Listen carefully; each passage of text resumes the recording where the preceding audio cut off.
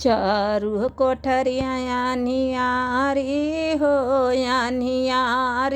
हो दियना कौना कौना बारी।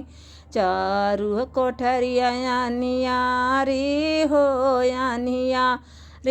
हो दियवा कौना कौना बारी। जमनी कोठरिया में दुर्गा मैया बैठा, जमनी कोठरिया में दुर्गा मैया बैठा।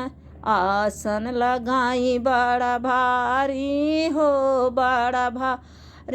हो दियना कौने कोना बारी। आसन लगाई बड़ा भारी हो दियवा कौने कोना बारी। चारू कोठरिया यानियारी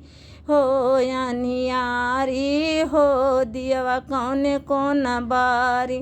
जमनी कोठरिया में सातो बहिनी बैठे, जमनी कोठरी में सातो देवी बैठे।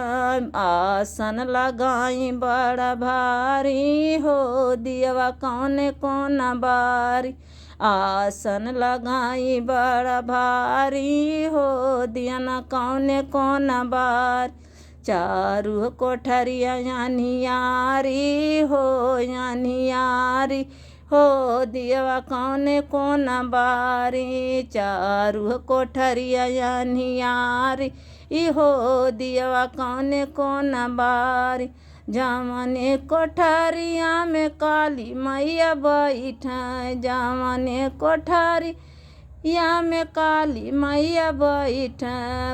आसन लगाई बड़ा भारी हो दियवा कौने कोना बारी। चारू कोठरी